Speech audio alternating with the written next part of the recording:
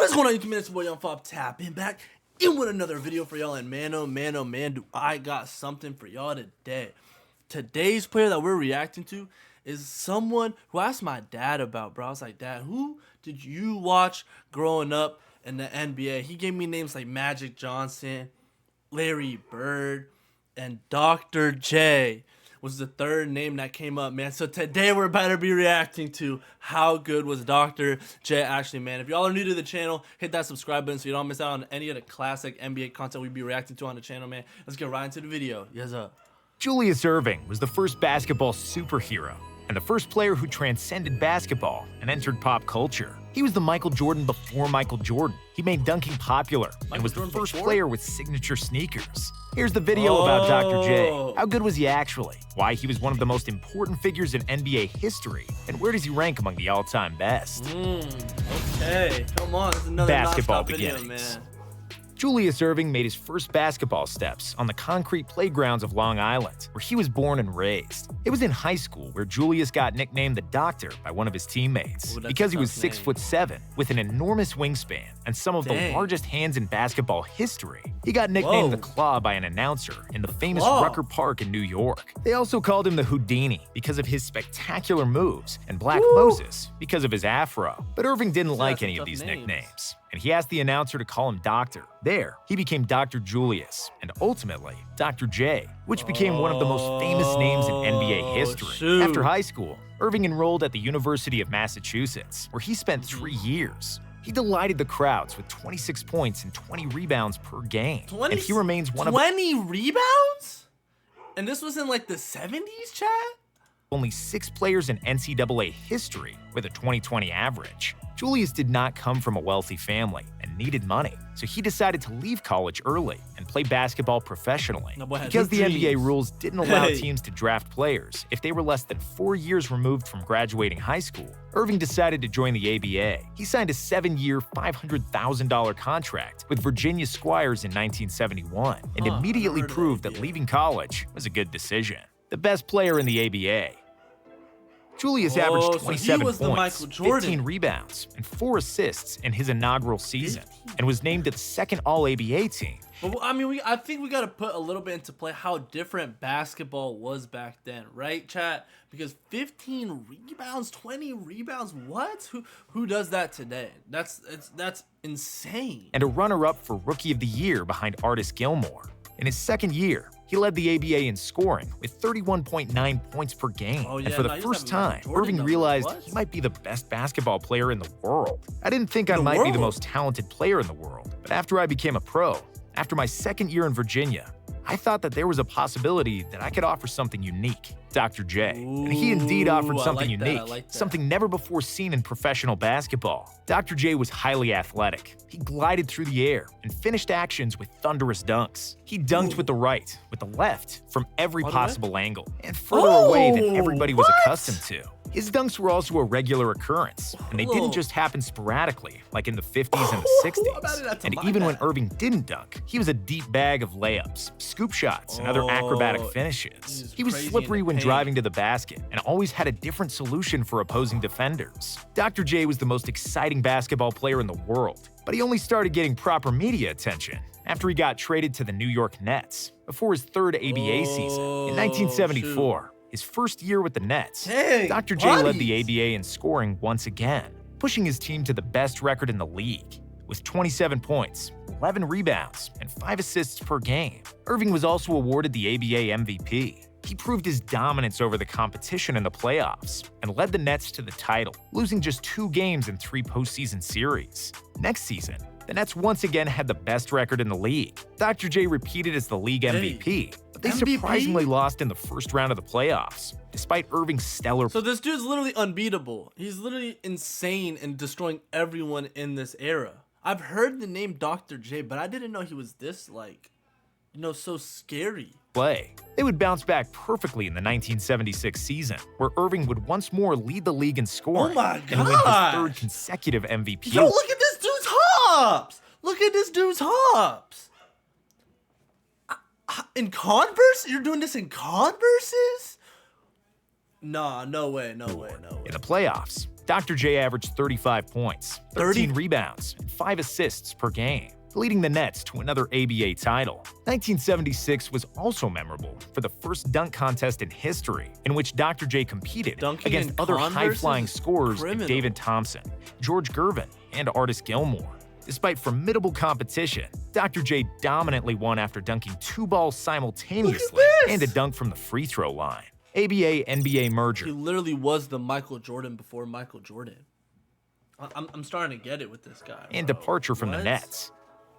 After the 1976 season, Dr. J was by far the most popular ABA player, and arguably the most popular basketball player on the planet. He was the first basketball player to enter popular culture, and people who knew nothing about basketball could find out about Julius Erving from magazines, papers, and even comic books. Dang, the 70s were a wild era for the NBA, and particularly the ABA, where plenty of teams struggled to meet payroll demands and keep their franchises. I feel like there wasn't really any dynasties in the 70s though.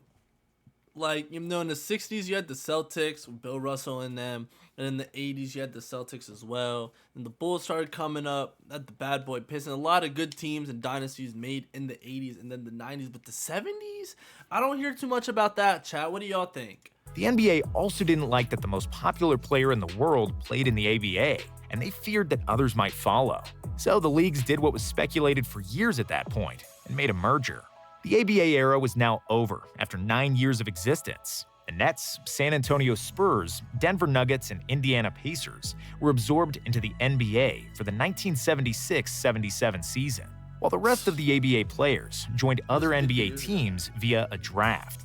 Before the 1977 NBA season started, the New York Knicks demanded almost $5 million from the Nets for invading their territory, for what? And settling as the second NBA franchise in the city. Between that and the expansion fees for getting to the NBA, the Nets owner didn't have enough money to give Irving a raise that he promised him. After the salary dispute couldn't be resolved, the Nets decided to sell Dr. J to the Philadelphia 76ers for $6 million, only 24 hours before the start of the season. Philadelphia 76ers. That's crazy.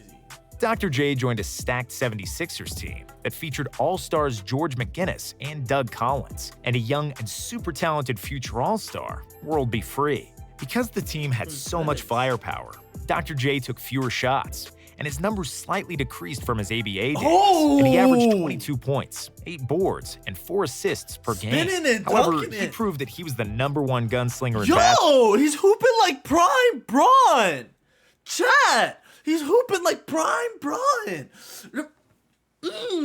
Bro, what? In the 70s? But was the competition really like that? Basketball. When the All-Star game rolled around, Irving scored 30 points, grabbed 12 boards, recorded 4 steals, and walked away with the MVP trophy. Philadelphia had the best record in the East and got to their first NBA Finals since the Wilt Chamberlain era. However, in the finals against Portland, despite 30 points, 7 boards, and 5 assists from Dr. J, Philly couldn't get past Bill Walton, who dominated the 76ers down low, averaging 19 points, 19 rebounds, and 4 blocks for the series. In the next couple of seasons, the Sixers management was trying to figure out how to build the team around Irving, realizing that they don't need so much scoring, but more defense. They transformed from the best offensive team in the league in 1977 and 1978 to the best defensive team in 1979 and 1980.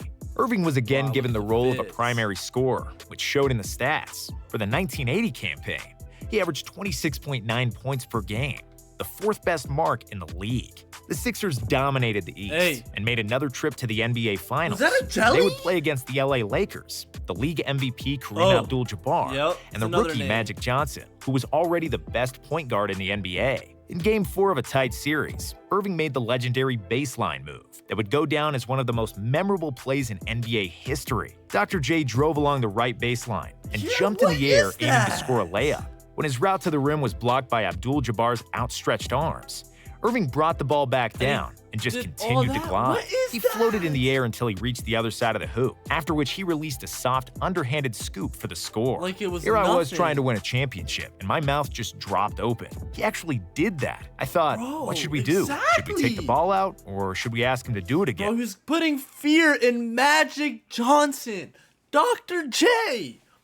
Chat, do y'all have Dr. J in y'all's GOAT debate, man? Do y'all have him in y'all's list up there? Because, bro, Magic Johnson was fearing this guy. Come on, bro.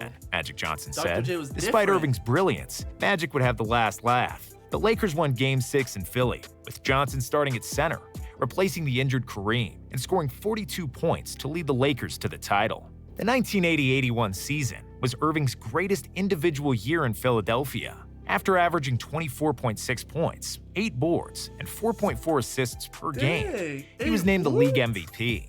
The 76ers had the best record in the league, but they blew a 3-1 lead against Larry Bird and the Celtics in their conference finals, losing the last 3 games by a combined 5 points.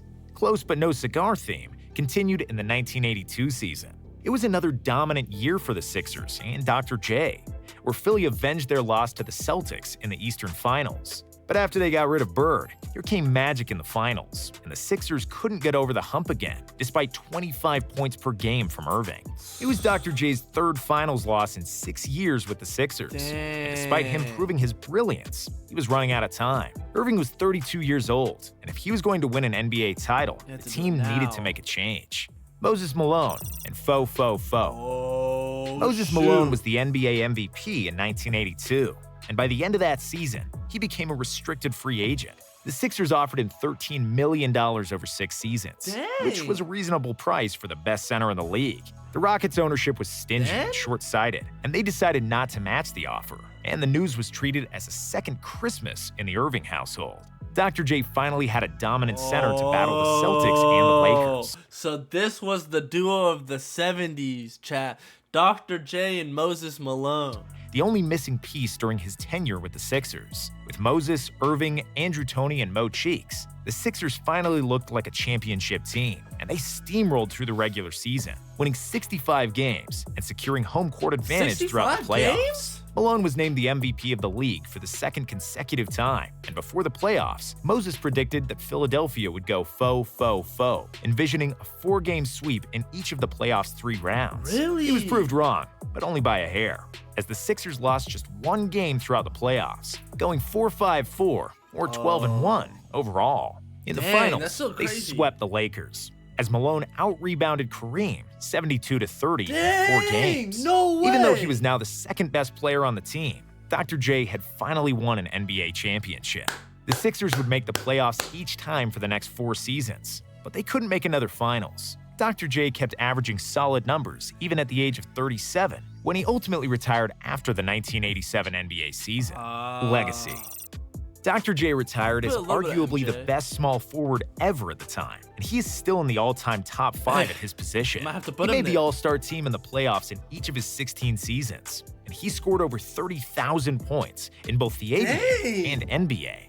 Apart from scoring, Irving was also one of the best defenders of his era, which is proven by his 2 steals and 1.7 blocks per game over his entire career. An outstanding number for a small forward. 4 MVPs, 6 finals, and 3 titles are the highlights of his career. But he meant so much more to the NBA than that. He was the catalyst for the NBA and ABA merger, and he was the biggest superstar when the league desperately needed one. When basketball games weren't always televised, and when the future of the NBA was in financial jeopardy. Dr. J was the epitome of cool. He revolutionized the game, and every kid and aspiring player wanted to be like him, just like everyone wanted to be like Jordan in the 90s. In fact, almost everything that MJ did in the 80s and 90s, Dr. J did it a decade earlier. Whether it's having a signature shoe, dunking from the free throw line in a dunk contest, or making an iconic layup in the NBA Finals.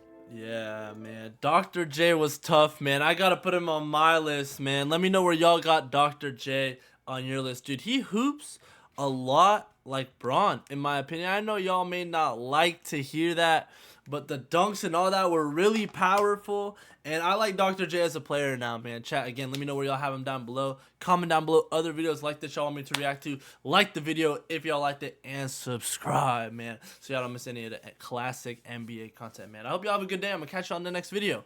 Yes, up.